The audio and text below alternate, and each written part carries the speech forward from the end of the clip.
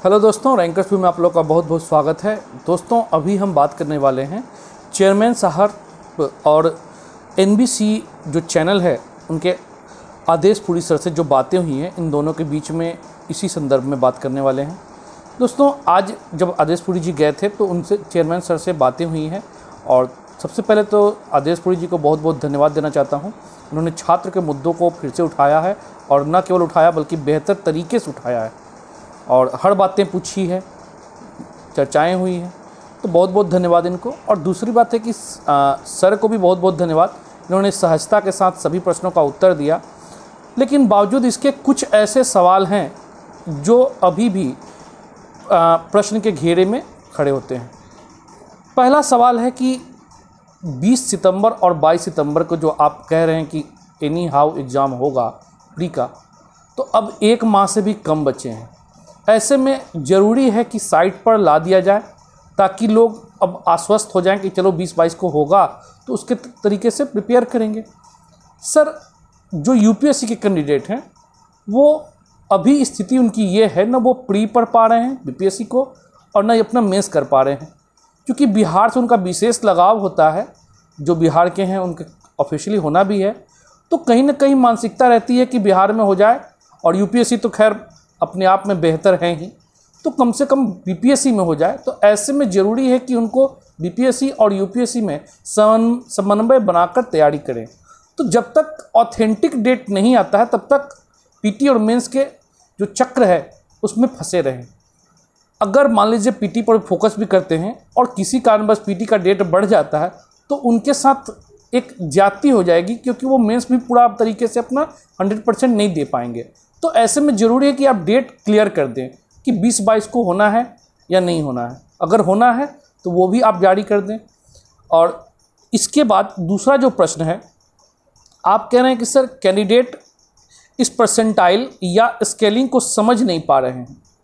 पहले यह समझना होगा कि यह काम कैसे करता है।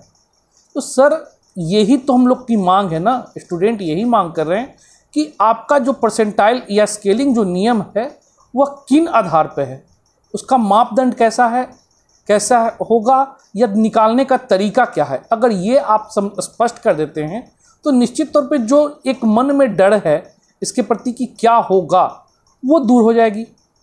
तो जो विरोध कर रहे हैं शायद सपोर्ट करें कि अच्छा ये नहीं, ये तरीका है। लेकिन आप कह रहे हैं कि ये गोपनीय है, तो जब चीज़ें गोपनीय है तो उसके बारे में हम आश्वस्त कैसे होंगे, तरीका क्या है, कैसे हो काम करेगी नहीं करेगी। तो जब तक आप सिस्टम के बारे में जानते नहीं हैं तब तक तो प्रश्न चिन्ह उठना स्वाभाविक लाजमी है। तो सर, आपको कम से कम एटलीस्ट तरीका बताना होगा, या आप अगर डिक्लेयर करते हैं कि ये तरीके पर लिया जाएगा तो निश्चित तौर पर इसके पक्ष में भी कैंडिडेट खड़े हो सकते हैं। तो सर, ये भी अनुरोध है।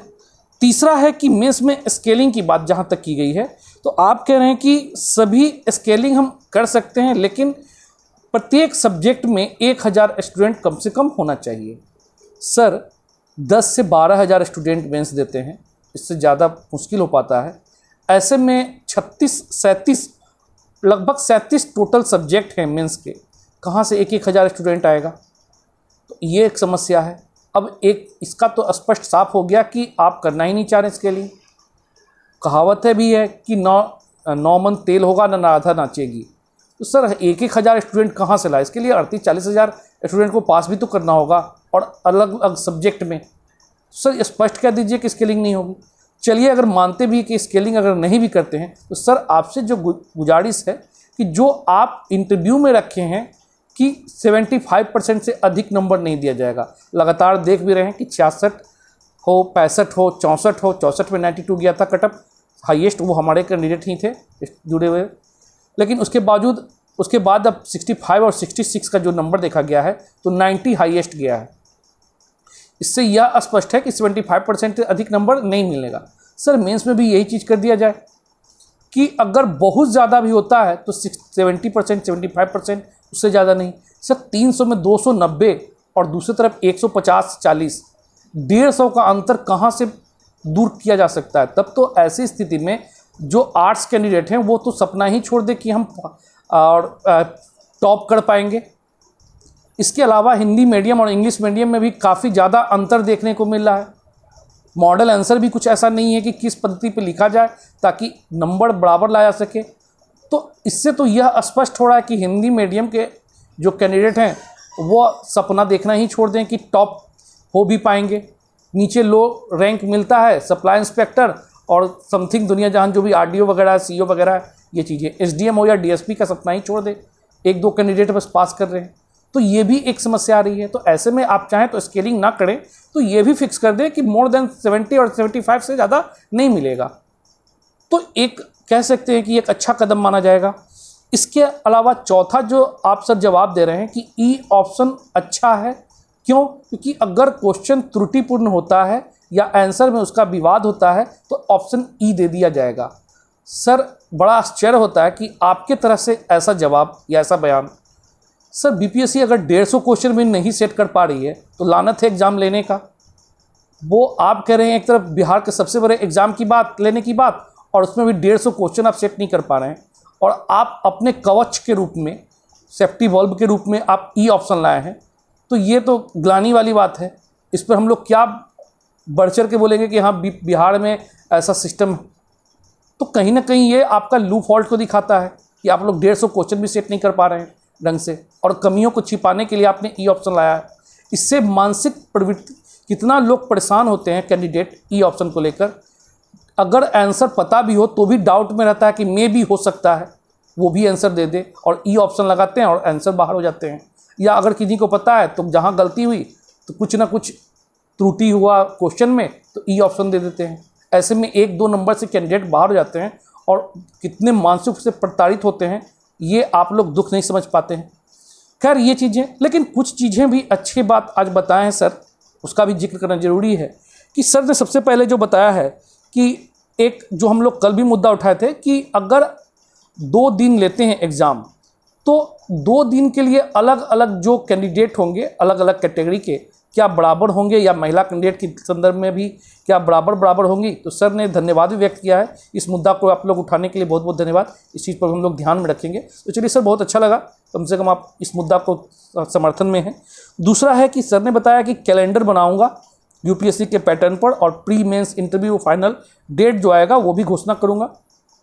तो सर थैंक्स इस चीज़ के लिए कि आपने सपोर्ट किया यूपीएससी के पैटर्न पे। 1 साल में जो बीपीएससी कराने की बात की जा रही है उस पर आप कदम जरूर उठाएं, सराहनीय कदम है।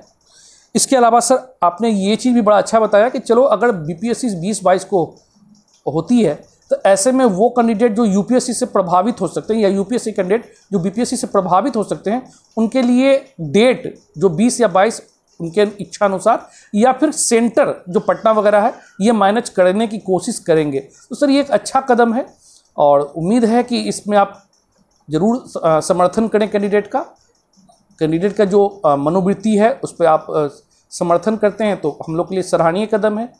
तो इन चीज़ों को देखते हुए अब देखना है कि क्या परिस्थितियां बनती है, क्या कर पाते हैं नहीं कर पाते हैं, या बस वही खोखली दलाल। लेकिन सर कम से कम अब 1-2 दिन के अंदर आप प्लीज़ साइड पर डाल दीजिए कि क्या एग्ज़ाम होगी या नहीं होगी। अगर होगी तो उसके तरीके से, अगर नहीं होगी तो कैंडिडेट जो यूपीएससी के हैं कम से कम यूपीएससी की तैयारी में लग जाएं।